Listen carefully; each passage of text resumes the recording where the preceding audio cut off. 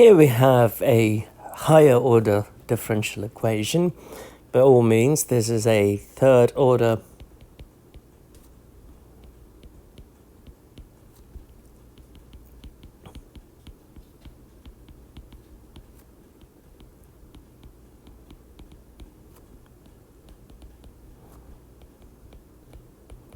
with constant coefficients. Of course, it is homogeneous. Right hand side is 0. So the first step in solving this is to go for the auxiliary equation. So the auxiliary equation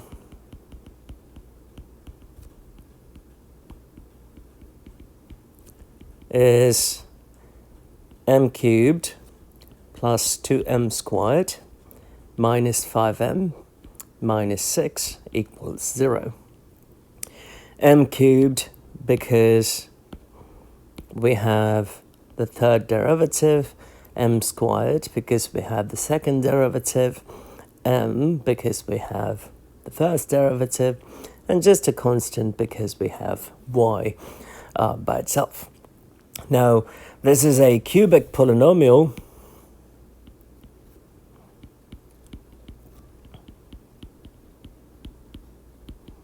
So this is not as easy as using the quadratic formula. So what should we do? We can make use of the calculator to find at least one or two or all three of the roots. This being cubic, if you end up having a complex root, then we have to use long division or synthetic division to find the other roots. The complex roots. Let's see what happens if we have 3 zero crossings, then we should be able to find the 3 roots using the calculator.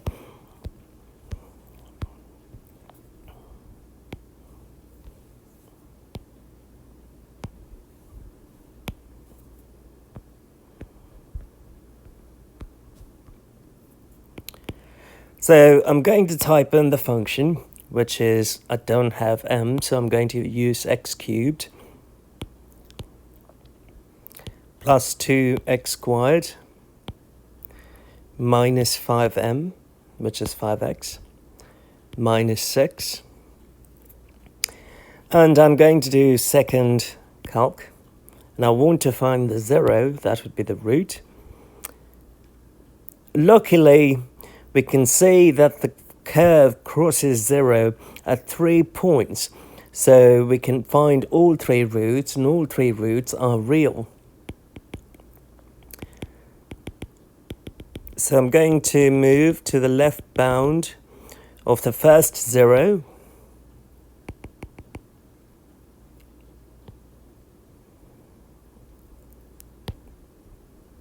So the first 0, m1, is negative 3. I'm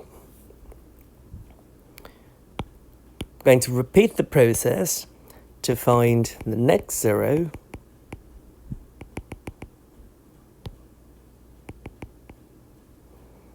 Right bound and guess. The next 0 is negative 1.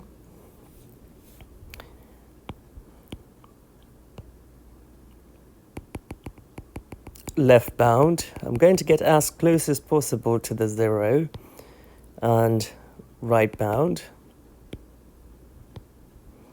and guess, and I get m3 equal to 2. So the roots are real and distinct. So the general solution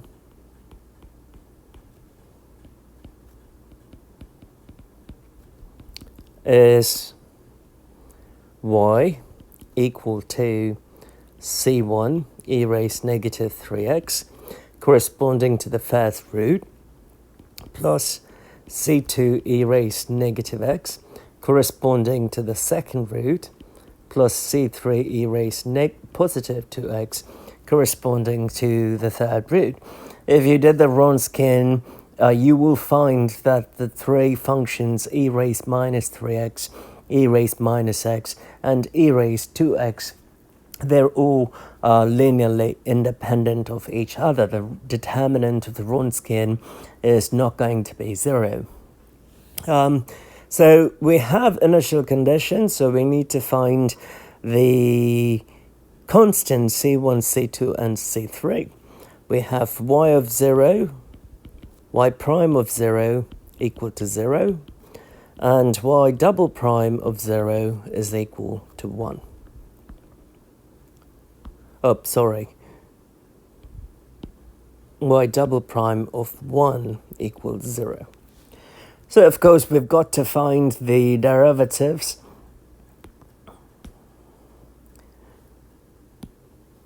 So let's go ahead and find the first derivative. Y prime is negative 3c1 e raised negative 3x. Negative c2 e raised negative x plus positive 2 c3 e raised 2x. I'm taking the derivatives of each of those exponentials, and the second derivative is 9 c1 e raised negative 3x plus c2 e raised negative x plus 4 c3 e raised positive 2x. I can plug in the initial conditions. Y of 0 is equal to 0, which would mean c1 e raised negative 3 times 0 plus c2 e raised negative 0 plus c3 e raised 2 times 0, which would give me c1 plus c2 plus c3 equals 0. That is the first equation. Y prime of 0 is also 0. What just happened here?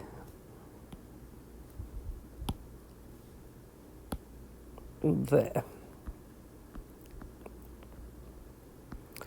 So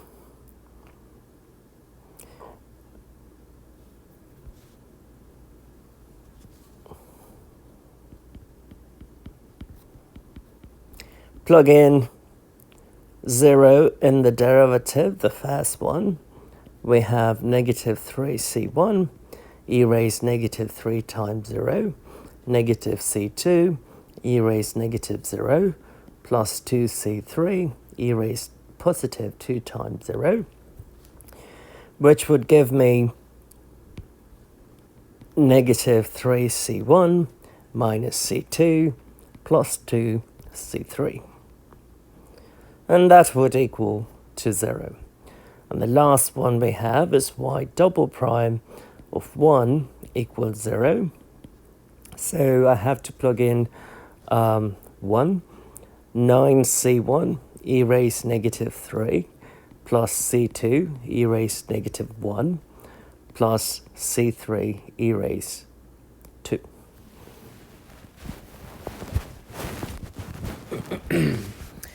So we have three equations. Now we could find the solution.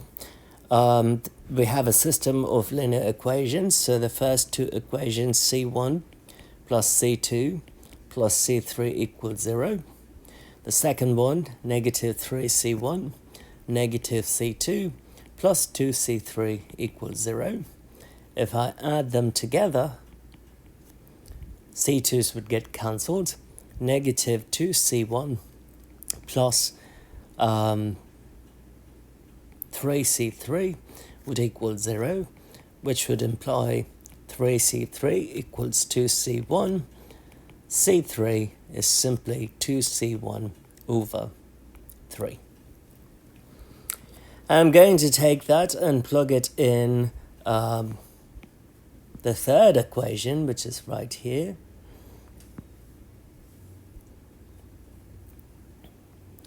So I would have 0 equals 9 c1 e raised negative 3 plus c2 e raised negative 1 plus 2c1 over 3 e squared.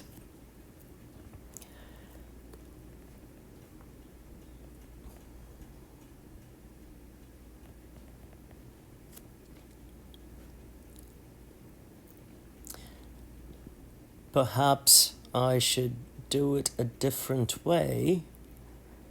Let me reduce using equations 2 and 3.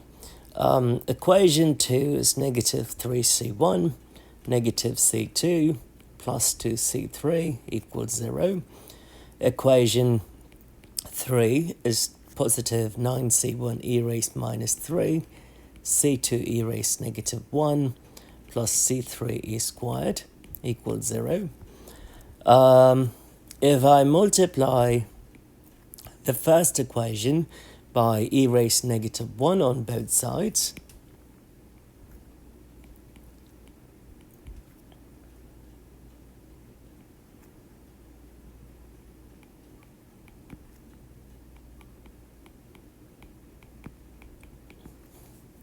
and the second equation shall remain as is. I'm trying to get rid of C2.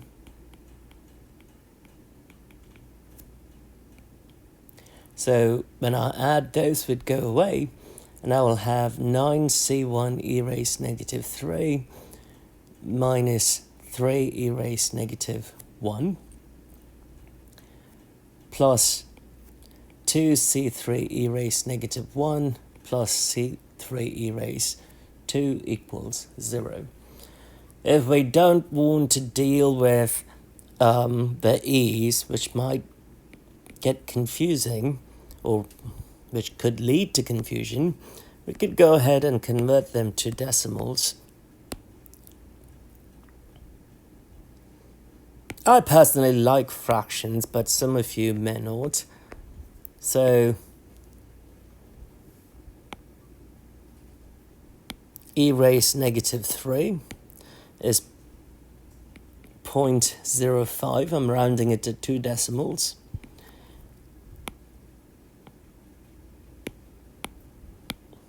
E raised negative 1 is 0.37.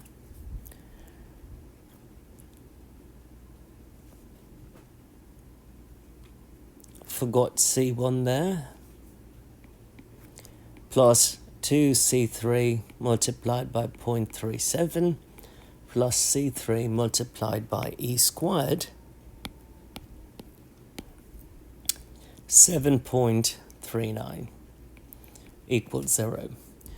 Let me combine the terms.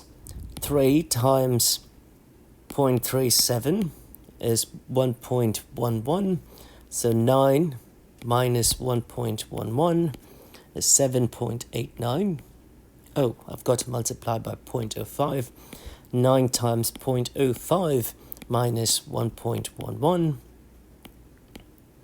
is negative 0.66.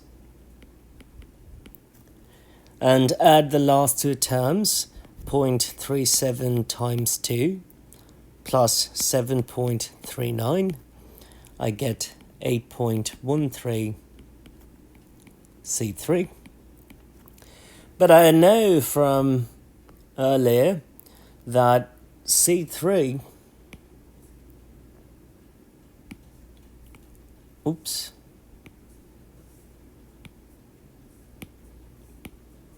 find a color that would, darker one.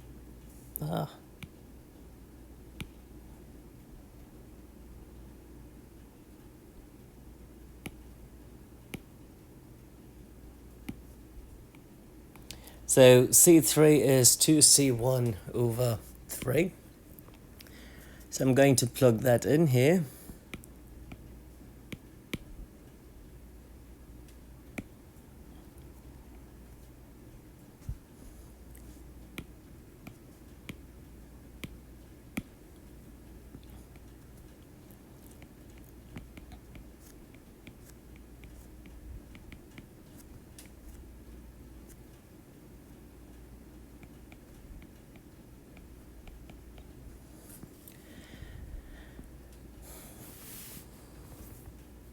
And that would only mean that C1 is 0.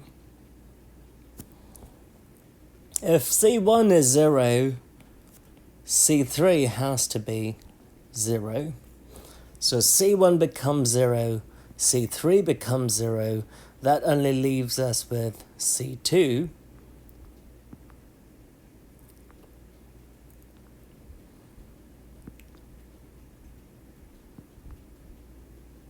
And I could use one of the three equations, but regardless, if you look at the second equation here, right there, for that to be satisfied, if C1 is 0 and C3 is 0, then we would have C2 to be 0 also. In other words, y equals 0 times e raised negative 3x plus 0 times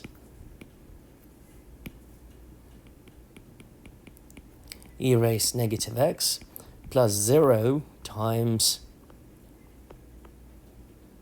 2x.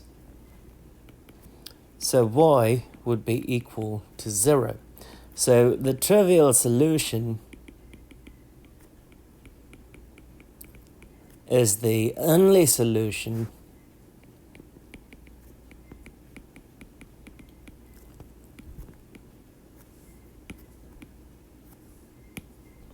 that will satisfy the given initial conditions. So even though we were able to find a family of solutions, for the initial conditions to be satisfied, the only solution that we can find is y equals 0. And y equals 0 is what we call the trivial solution. Now we move on to a fourth order differential equation. So this is a fourth order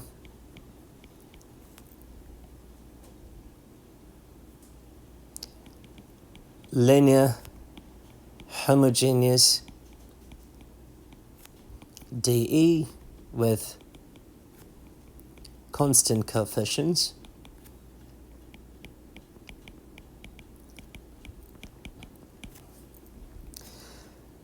So the auxiliary equation is m raised 4 minus 2m squared plus 1 equals 0. Now that seems like quite a simple equation. We could use algebra to find the solution, but let's just use the calculator first to see if we can get all the solutions.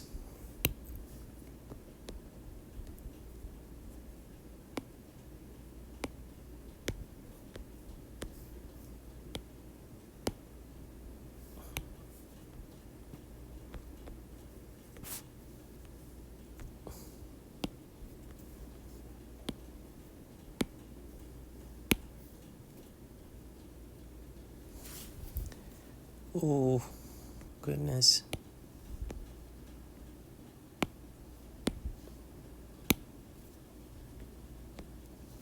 Let's refresh the page here. Okay. So x raised 4 minus 2x squared plus 1, and second trace, want to find the 0. And I could see two places where it touches and turns. So let's zoom in.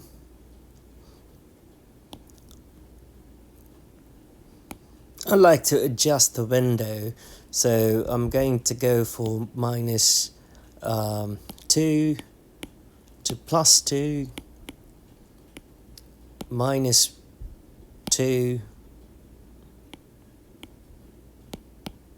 to plus 2. Let's see what happens. That is the curve that I get. It seems like the solutions are going to be at minus 1 and plus 1. We could verify this. So I'm going to move to the left of the first 0, then to the right, and enter. So m1 is -1. Going to do the same on the other side.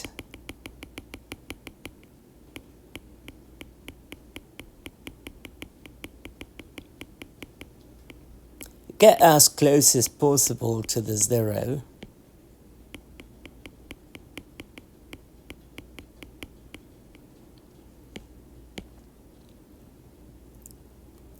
.99999, I know that that root is going to be 1.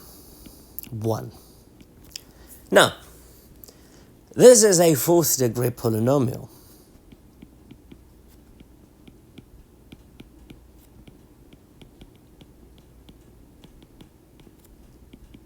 And that could only mean, that would mean that there are 4 zeros. But we found only 2 out of those 4. So the other 2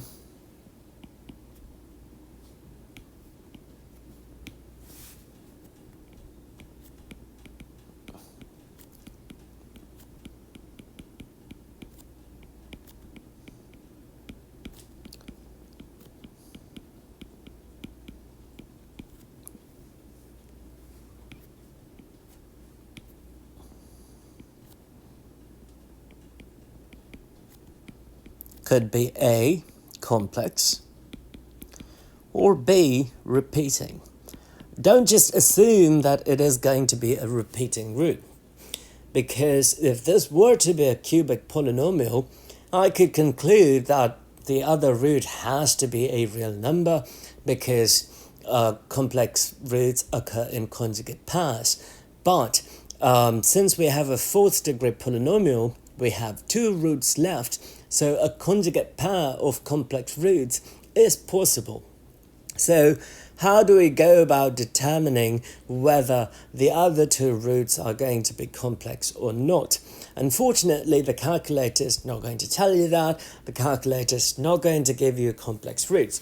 So we know 2 roots.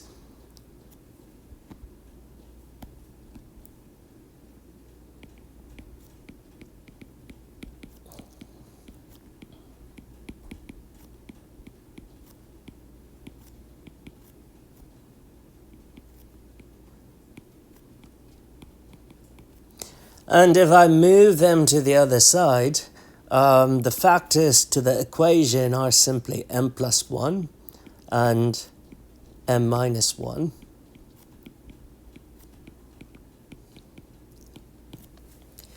If m plus 1 and m minus 1 are factors, then m plus 1 times m minus 1 is a factor.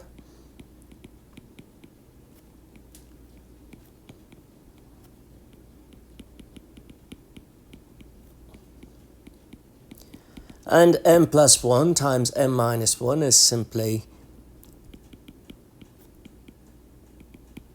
m squared minus 1. So we know m squared minus 1 is going to be a factor. So let's see what we can do about the equation. So we use the process of long division and divide the auxiliary equation, m raised 4 minus 2m squared plus 1 by m squared minus 1. When I multiply by m squared, I get m raised 4 minus m squared. When I subtract, those two would go away, minus m squared plus 1.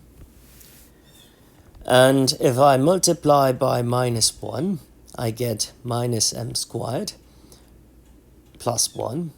And when I subtract, I get 0. You have to get 0. Since I get 0, that implies remainder of 0 implies the quotient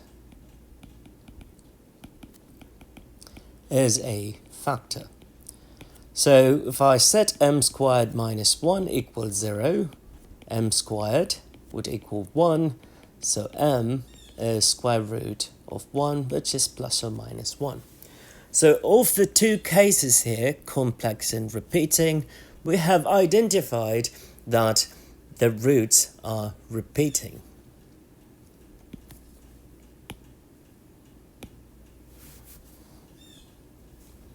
So the conclusion is that the roots are repeating.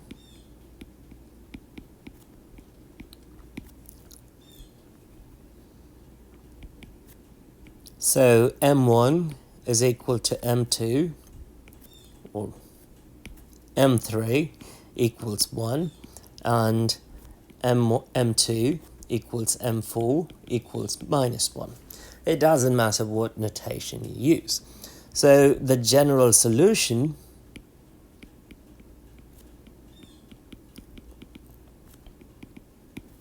is y equals c1 e raised m1x plus, since m3 is repeating, we have c2 x e raised x, c3, m2 is negative 1 e raised negative 1, plus c4 since it's repeating, we would have x e raised negative x. If we have more repeating roots, we would have x squared e raised x and x cubed e raised x and so forth. Here is another higher order differential equation, and we have a third derivative. So the dependent variable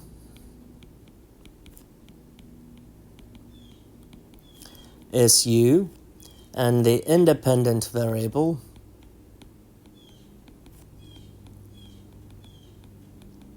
is t. So if I rewrite this in a standard notation, the linear homogeneous dE with constant coefficients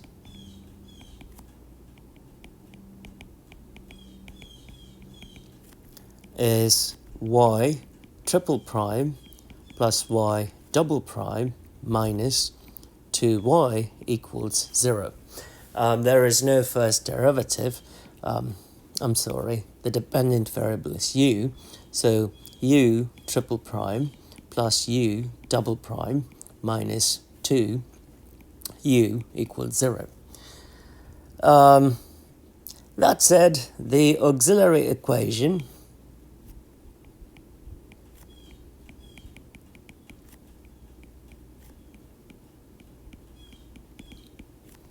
is m cubed plus m squared minus 2 equals 0. Now, we can make use of the calculator again.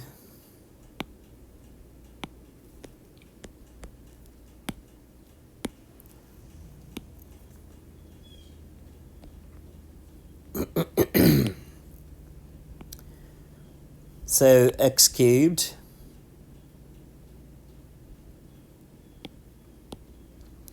plus x squared minus 2, and I am going to graph that. So I see 1, 0 crossing, and it is on the right hand side. It looks like it is going to be 1, so let's go ahead and find that. So left bound close to the 0, right bound, guess, it is 1, so m equals 1. I don't see other places where the function is crossing 0. So there are two more roots. This is a cubic polynomial which would mean there are 3 roots. We found only 1, so there are 2 roots that need to be found.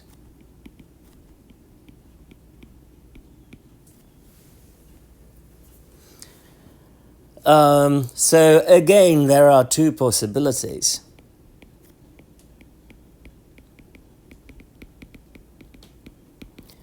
The 2 roots are complex,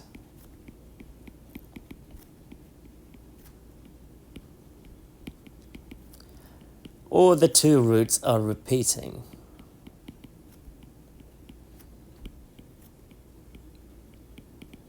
I know that the roots are likely to be complex. Let's see. We could use long division. Now, or synthetic division, since we have 1 factor, we could use synthetic division. But since I used long division last time, I'll just stick with long division. M cubed, m squared minus 2. m1 is 1, which would mean m minus 1 is a factor. So I multiply by m squared. I get m cubed minus m squared plus 0. When I subtract, I get 2m squared minus 2. So I have to add it by 2m. When I add by 2m, I get 2m squared minus 2. I subtract, I get 0.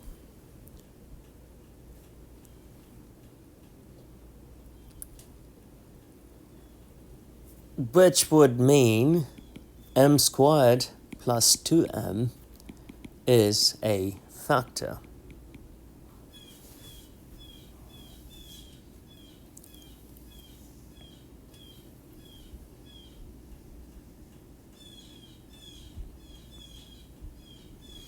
Oh, I'm sorry. Knew something was off because it didn't sit right. So we have to account for the missing term. The missing term is m.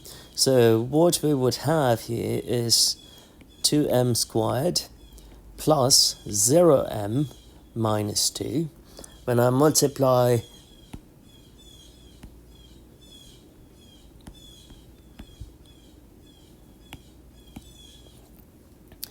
m, I would get 2m squared. That can't be right. Minus 2m. Subtract. Those 2 would go away. I have 2m minus 2. So I'm going to add plus 1. So I have m, or plus 2,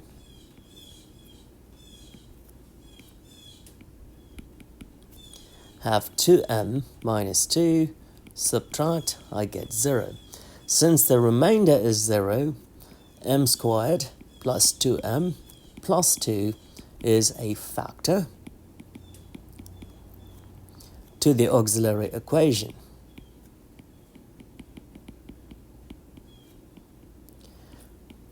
So, as I mentioned earlier, it is looking more and more like the case where the roots are going to be complex. So let's see if that is true. So we want to set m squared plus 2m plus 2 equals 0 and solve for m. You may say, well, let me just put this in the calculator and I'll try to find the zeros. As I said, this particular quadratic equation is going to have complex roots. So m is minus b plus or minus square root of b squared minus 4 times a times c divided by 2a. So minus b plus or minus square root of 4 minus 8 divided by 2 minus 2 plus or minus square root of negative 4 divided by 2 If I pull the 4 out, it would become 2. 2 times square root of negative 1 over 2. So I would divide the 2 to get minus 1 plus or minus square root of negative 1. So I have minus 1 plus or minus I. So the roots are minus 1 plus I and minus 1 minus I. So we have found the roots, and it seems, as we know, that complex roots will occur in conjugate pairs, and we do have a conjugate pair. So we can use the properties that we have used earlier with the second order equation to find the roots. To find the solution. So M2 is negative 1 plus I, M3 is negative 1 minus I. So that is alpha, and its beta is 1. So the general solution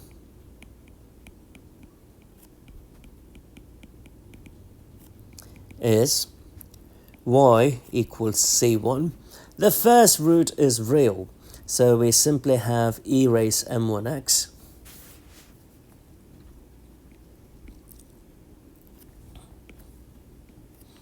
so that would be, well, let me write it here, plus the second root and the third root are complex. So in that case, we know we would have e raised alpha x multiplied by c2 cosine beta x plus c3 sine beta x. So c1 e raised x plus e raised minus x, because we know alpha is negative 1, c2 cosine x plus c3 sine x. And that would be the general solution.